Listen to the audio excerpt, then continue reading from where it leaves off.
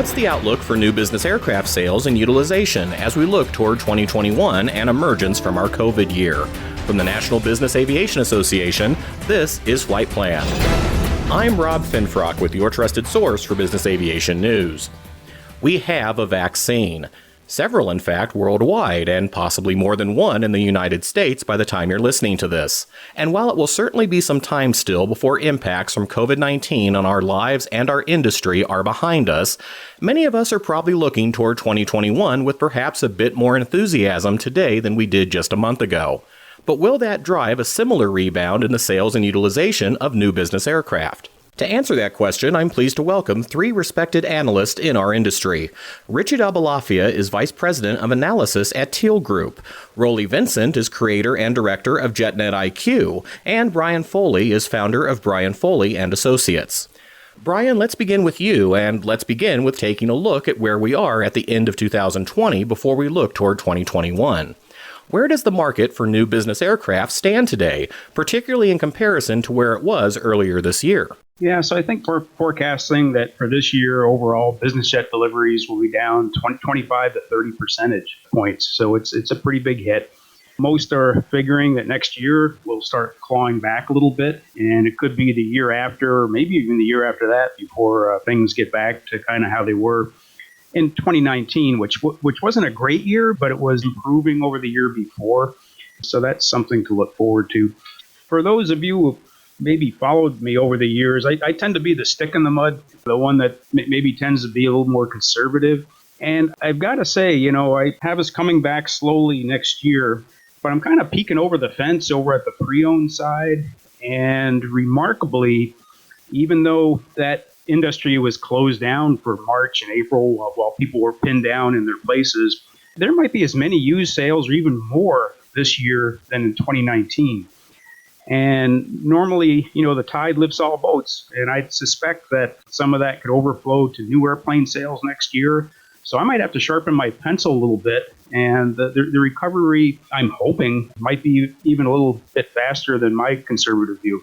We discussed used aircraft sales a few weeks ago on Flight Plan, and it is interesting how that market has responded a bit differently to this crisis. Rolly, what do you see in the current new aircraft market? I couldn't echo more of the comments Brian made regarding the outlook. I think we took a massive hit in Q2. No one was prepared for it, of course. The OEMs made the appropriate cuts, and they made them quickly, to their credit. We saw an awful Q2. Q3, obviously, a rebound from that, and then back to maybe a little bit more normality as we move towards the year end. For the year, our forecast will be down 29%. Year over year, that is across all business jet categories.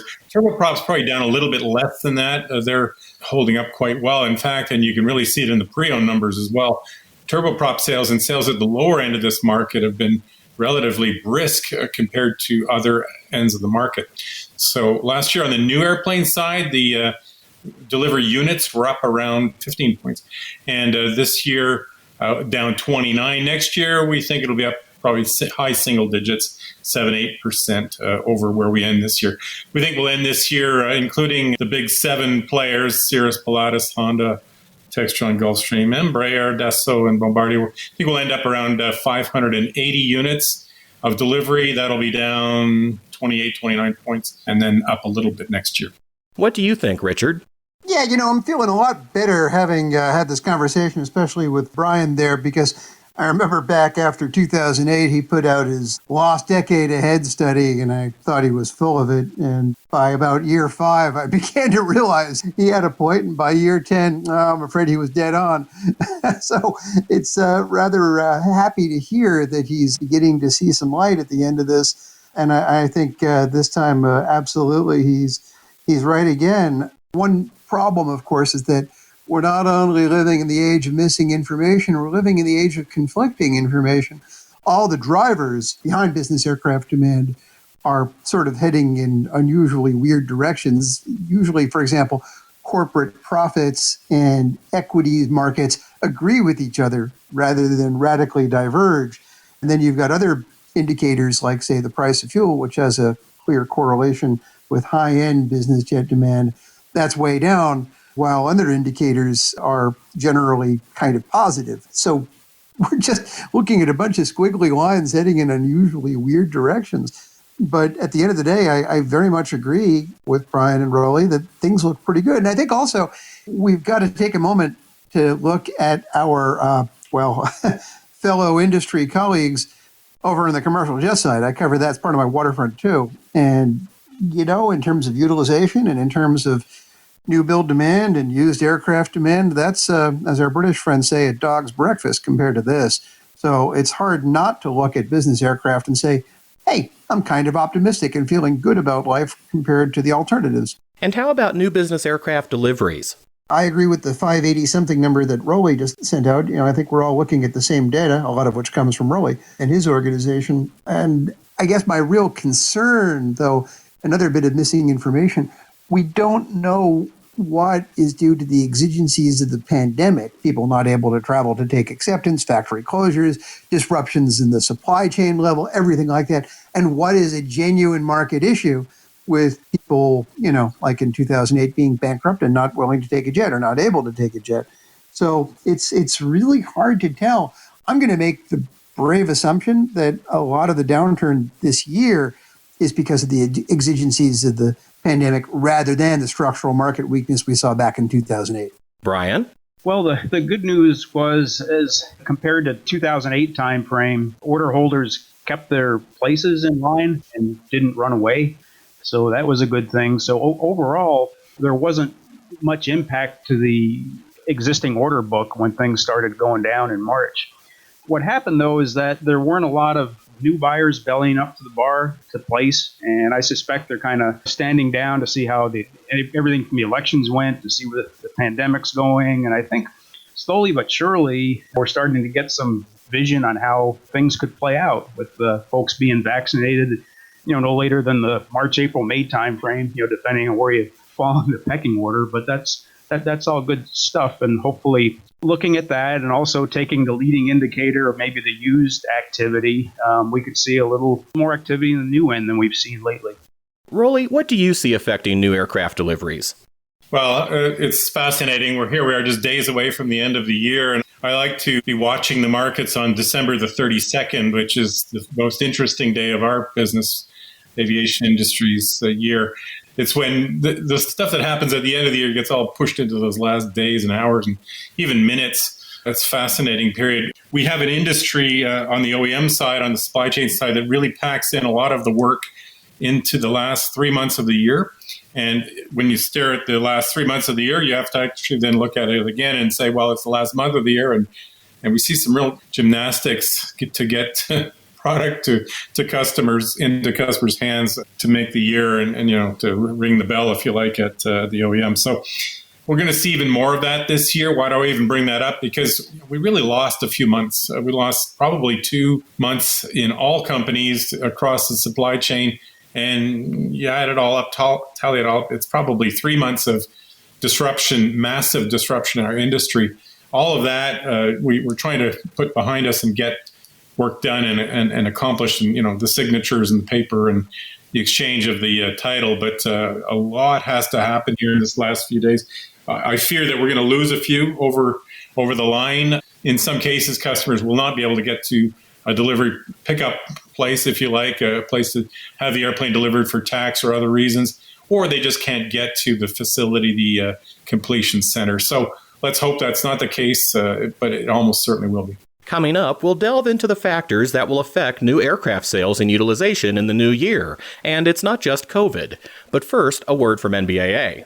NBAA Flight Plan listeners, are you getting all the info you need in this COVID moment? We're the definitive source for your next mission, with everything you need in one continually updated place. Visit nbaa.org/coronavirus today and make sure you're prepared. We're back now with Richard Abalafia, Brian Foley, and Rolly Vincent. Rolly, I looked at some numbers just before this discussion, and the consensus on business aircraft activity for the year, at least in North America, seems to be that we'll end up somewhere between 15 and 20% down compared to 2019. Now, that number certainly could have been far worse, but is it safe to expect flight activity to pick up steam in the new year? Everything's linked to the vaccine and to the opening of international borders. There's a real cap on utilization of North American flights, for example, in the U.S. around 15% of the jet cycles are for flights that are going over our borders into another part of the world, from Canada going down into the U.S. And if you look at Canadian flight operations, a much higher proportion is international. A lot of the flights are north-south into the U.S. and back. So until the borders open up, and there is no visibility yet on that, we're going to see a cap on flight operations. For the U.S., that cap is probably around 15%. And then for other places, many other places, Mexico, Canada, certainly around Europe, the cap is even higher. So we're seeing strength in charter activity. We're seeing rebounding strength in fractional activity towards the last few months in particular.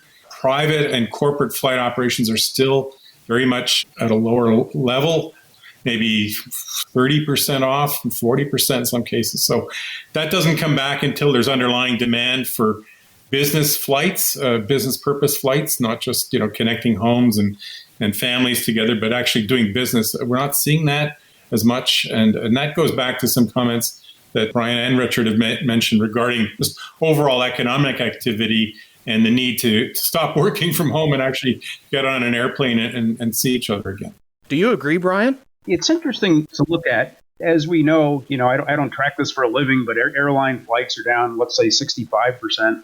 As far as business aviation goes, we're down maybe 15% or so. That tells me that when business comes back, which should be next year, we should, get above that 15% deficit and probably get into positive territory where we actually have some growth over pre-pandemic. I think we're going to come back pretty strong in utilization because we've only dropped 15% with practically no business activities going on, no conferences, no business meetings. So it could be a nice little hit. For the airlines, though, they'll come back from minus 65% to minus 50 to minus 35 one day. But I think we'll beat that odd. And it must be because of some newcomers that came in that can help us get over that utilization level that we were at before. Totally echoing Brian on this. I think it could be a really good rebound year. For me, one of the big questions for business aviation is how sticky will the newcomers be? It's obvious that folks have moved into particularly charter, maybe fractional to a certain extent, experimenting with it given the absence of alternatives that they feel healthy about, as it were. Will they decide they like it and they're going to stay here? There's a fair amount of precedent for thinking that sort of experimentation is sticky, in which case, again, I would endorse Brian's view that we could have some nice tailwinds with us moving forward. As Rolly said, whatever level of sales and flight activity we see in 2021 will depend in large part on how the world responds to the availability of a COVID-19 vaccine. Richard, are there any other factors you see that might also influence the market in the new year? Well, still concerned about the traditional indicators. If oil comes back, that's fine. But if it stays suppressed, a significant chunk of the large cabin market does depend upon demand in oil-rich economies and resource extraction corporations. So that could be down. Historically, there is a correlation. Also, corporate profits, for obvious reasons, in the dumps. Who's going to win, equities markets or corporate profits? Or will corporate profits make a recovery, or will equities markets decline? It's going to be very interesting to see. I'm hoping that things recover across the board economically and that corporate profits rejoin equities markets as strong indicators. But if it goes the other way, obviously, there's no way that wouldn't have an impact on business aviation demand. And then finally, a lot of people who look at the broader travel sector are concerned about the impact of new technologies. I'm not. I tend to think, we've had these with us for years, and there's a lot of pent-up demand to get out and see clients and friends and relatives and whatever. But I understand where these people are coming from. Maybe, there's going to be an impact of some sort of, Zoom and WebEx and whatever on particularly intra-company travel, not client-facing, but intra-company. And I understand and respect that point of view. I just don't agree with it. Rolly, how do you think business aviation will move on from the era of Zoom meetings? I think there's definitely a role for this type of technology going forward. I can see an impact on conventions, and so we have a lot of industry gatherings. I think some of the key ones that I love going to, and I'm sure everyone on this call likes, the bigger ones, whether it's Space or Farnborough or Paris, these sorts of things. It's fascinating. We just heard that Paris Air Show is canceled for next year. Oh my goodness. To your point about the first half, it looks tough. But technology going forward, I'm sure I'm not alone. I'm kind of zoomed out. We didn't know what Zoom was 6-8 months ago, and now it works well for what it's supposed to do. But like most others, find it difficult to originate business over a Zoom call. I mean, it's one thing to reconnect and connect with colleagues and people we've known before, but when it comes to doing, originating business, this is not the way to work, and I don't want it to be the way to work. And if others do, then, well, I'll be face-to-face while they're trying to Zoom to create a deal. I think face-to-face is how business works, and it's how we experience each other and new places and stuff and new opportunities. So I'm looking forward to that more virtual, less world. And on the subject of returning to normal and something that was said earlier, Brian, it sounds like we should probably look toward 2021 in two distinct phases. The first half as largely a continuation of the status quo, and then the second half when we might truly start to see an appreciable rebound. Yeah, I think you'll have the early adopters that feel like Superman after their 2 vaccinations, heading out and trying to return to life as normal.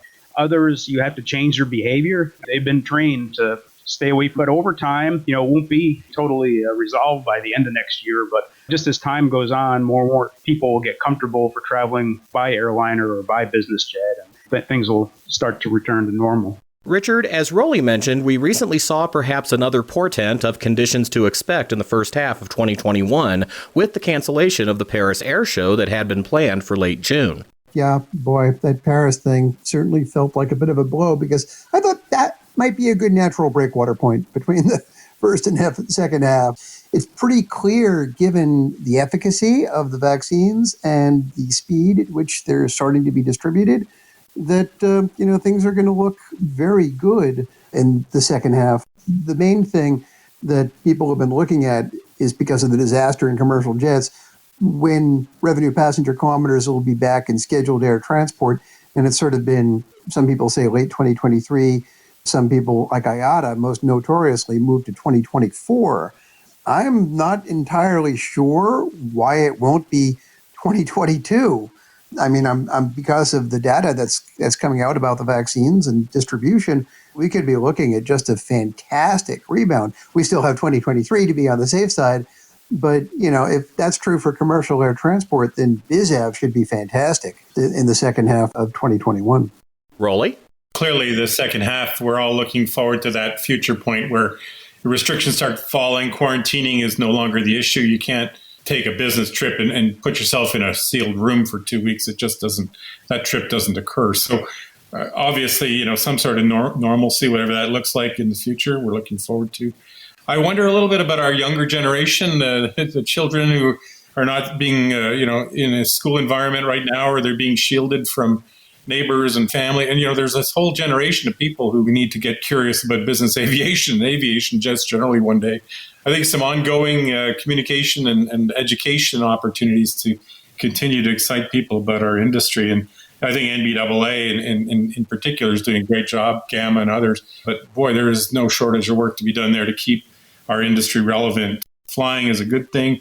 Going, traveling, meeting people, great thing. And we've now raised children for the last 7-8 months to sort of be shielded. So I think we need to keep that in mind. I think overall on the new aircraft side, I mentioned we're looking at a forecast up 7% in terms of units next year already. So that's a positive. If you look at where we've been, particularly in the pre-owned market this year, which is 3 to 4, sometimes 5 times the volume of new. So we look at those to give us a read on where the markets are going. If you look at inventory for sale, the number of used airplanes, used jets that are out there, it's actually declining. We're at just around 9% of the world fleet was available for sale about 5 days ago. We were at 18% 12 years ago, 11 years ago, after the global financial crisis. We are actually seeing declining inventory. Sales have been fairly robust for the first 10 months of the year on a trailing 12 months basis. We're just off about 6 points. I mean, this industry has done quite well through the pandemic. We're only off, single digit on the pre-owned side. And people are experimenting with ownership, I think even for the first time at the lower end of our market. So Whereas, 11, 12 years ago, it was, the big cabin did well and continued to do well and didn't feel the effects really of the recession. It's the opposite now. It's the lower end. It's actually doing quite well. And people are experimenting. I was talking to a very significant dealer of aircraft in the middle of Europe last week, and he was telling me that he's feeling a euphoria amongst customers coming in who have been sitting on the sidelines waiting for things to get better. They want to get back. They want to get in their airplanes and fly. If you're in the market for a new business aircraft, the NBAA Aircraft Transactions Guide provides insights about the regulatory, tax, financial, and transactional issues that are all part of an aircraft acquisition. Developed by members of the NBAA Tax Committee, the guide can be found at nbaa.org/transactions. And that's the latest from the National Business Aviation Association. Remember, you can subscribe to all Flight Plan episodes at Apple Podcasts in the App Store, wherever you find your favorite podcasts, including by asking Alexa or another connected device, or download them from nbaa.org. I'm Rob Finfrock. Thanks for listening, and join us next week for a new episode of Flight Plan.